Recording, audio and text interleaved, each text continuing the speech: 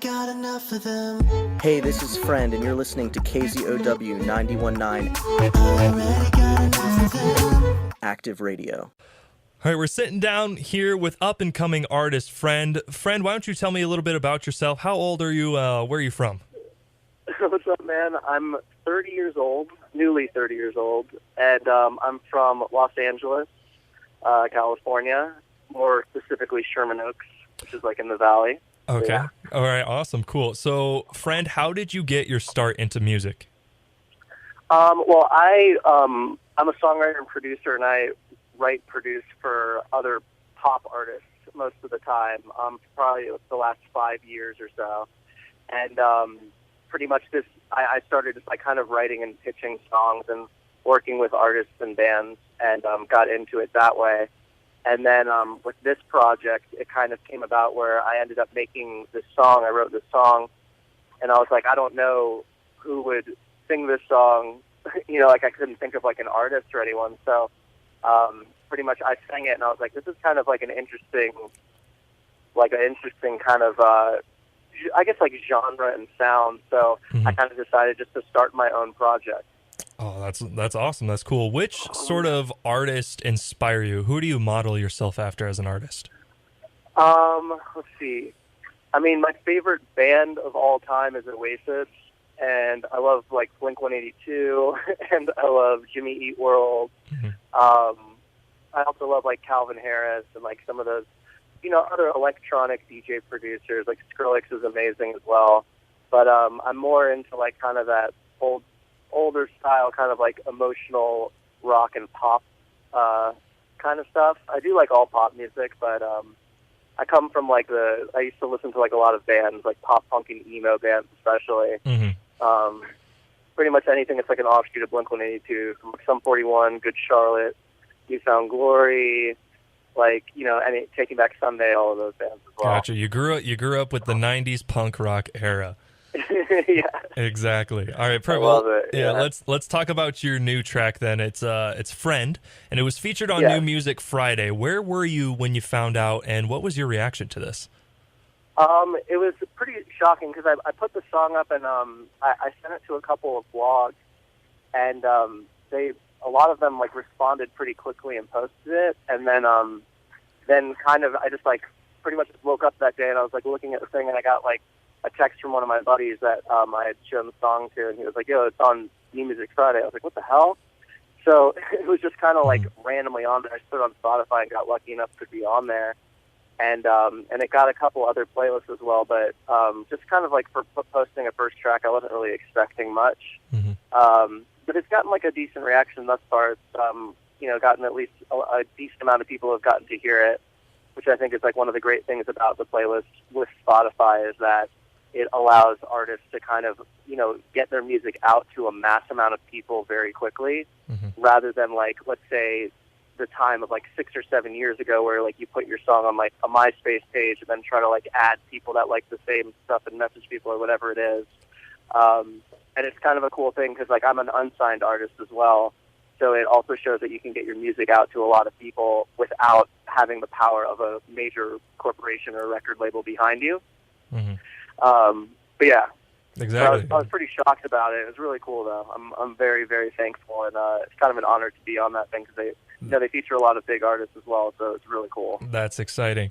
What has the fan reaction been? Have you had lots of people reach out to you and tell you how much they love it? Have someone been like, I can't believe you're even on here? I mean, what's the fan reaction been? So far, just because it's like a brand new project and a brand new artist, people have been very welcoming, which I was kind of shocked about. Just like even like the small things of like YouTube comments or SoundCloud comments or tweets or Instagrams or whatever.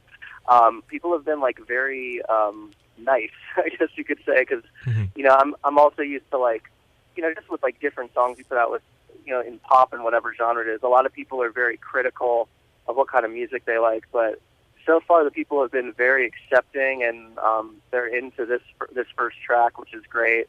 And I think there might be some sort of connection with people getting into the lyrics because it's kind of like a slightly different concept than a typical like love song or breakup song or whatever it might be. So far it's been very shockingly amazing. Just how nice people are. I feel like 2016, almost people are very accepting of new music, more so maybe than some years in the past. So it's really refreshing to see that. That's exciting to hear. So you told me that you're a writer producer, and did you write and produce this track, Friend? Yeah, I wrote it by myself and produced it by myself as well. Okay, perfect. What was the inspiration for the track?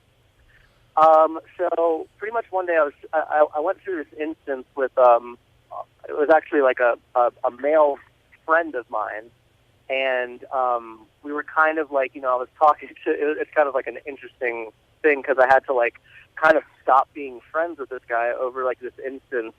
He was like, I was hanging out with him a good amount, like inviting him out and showing whatever, and I started talking to this girl, and I was going to go meet up with her, and he was like, he called me, he was like, yo, what are you doing tonight? I was like, yo, I'm going to meet up with this girl. He's like, can I come along? I was like, yeah, like if you promise to like wingman me for the situation, that'd be awesome. And he's like, dude, oh my God, no problem, I got you. So I go hang out with her, and like he does like the opposite. Like he's like almost like hitting on her, and I was like, and it was just like shocking to me because I was like, someone that I would like one of your boys, you're like, yo, someone's backstabbing you. It's so simple. Like either don't say anything at all, or like just a compliment here or there. Help me out, or just don't come, or don't come. Exactly. So he did the opposite, and it was just really telling of his personality. It kind of like opened my eyes to some other things that had happened in the past, where like I was questioning his character. So I was like, it'd be interesting, because most of the songs I've written in the past are just about girls or breaking up or relationships or love or whatever it is. And I was like, it'd be kind of interesting to write a song about this. So I kind of just sat down. I wrote the hook, and then I started making the track, and then I pretty much just like wrote it that day. And it took like 1 or 2 days to kind of finish it out. So it was a kind of quick process, but it's kind of cool, like because you can just like because I try to with this project I have a couple other songs that'll be coming out in the next month, the next 2 months really, and I try to base them off of something that's like actually happened to me, like whether it's in this instance is the instance of losing a friend, and the next one is like kind of when you get out of a relationship and you're trying to like forget about someone, but it's like not as easy as just like saying I'm going to forget about them. You have to go through the steps and go through time to get over it. So I try to base it all off of real life scenarios that I've experienced. Exactly. I really appreciate that. I love when artists can write something that's from their life and not just, going out there and having other writers. I love hearing a song that's personally from the artist himself. So totally. What does your immediate future hold? I know you said you're working on this kind of project. After that, are you going to straight up trying to find a tour already, or are you just going to focus on the music? I'm going to focus on the music for a couple more months, probably throughout the end of the year before thinking about some live stuff. I want to get. I have 2 other songs that will be coming out. One in October and then one in November. So I'll have like a couple songs, and then I'm going to plan to release an EP either in January or February. That's probably going to be like 5 or 6 songs. And then after that, I'll probably think about live more. So I kind of want to wait till there's like, if people actually want to see it live, just like, rather than just like trying to hop on a tour and slug it out and trying to make fans that way. Rather, just because of like the way the online community is now with Spotify and SoundCloud and the blogs and whatever else it may be, you're able to develop a fan base before you even play a show. So at your first show, you can have actual fans there instead of people that have never heard of you. Mm-hmm. So that's kind of my goal. I saw the first instance of it. I saw was this is like a hard, deep scene kid emo pop punk poll, but this band called Forever the Sickest Kids in like 2007 maybe. Mm-hmm. They had like they were on Universal Records, I think, but they had like put these songs online, and it was on MySpace at the time, and it kind of like just blew up in their town and and around the U.S. a bit. So they played their first show was sold out, like their first show ever. So it's like, wow. Now with like the development of that, I think, maybe not like until it's at that level, but like you can kind of get your music out to a lot of people without, creating the expenses of going to play a show, getting a live setup going, whatever lights and merch and all that stuff. Yeah, You can kind of have that rolling prior to going out live. exactly. Basically, with technology now, you can earn that fan base first before having to go out on your tour, and that's an exciting thing that up-and-coming artists have nowadays. Exactly. It sure beats, like, because, like, a lot of times if you're, like, opening for someone, they're, like, either traveling in a van or, you're, like, following a bigger tour and you get a small slot opening and you try to get fans, literally one by one every night.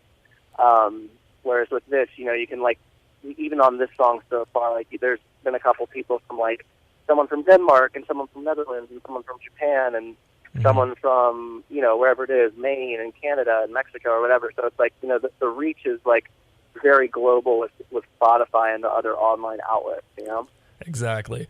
Well, I hope that when you're starting to plan your tour, you consider coming by Northern Iowa. We got, I will definitely, I'll definitely make sure to get out and see you if you end up coming by here next year. Definitely. I love Iowa so much. I've been there a couple times in my life to Des Moines, actually, just passing through in probably like 2009 and once in 2010. But I love Iowa. It's a very lovely place. Perfect. Well, friend, if people haven't heard you before, where exactly can they find you online? If you look on Spotify, it's FRND. You can hear it there, soundcloud.com/friendmusic. My Twitter is friend69. My Instagram is friend69. And, and if they want to email me, friendmusicemail@gmail.com.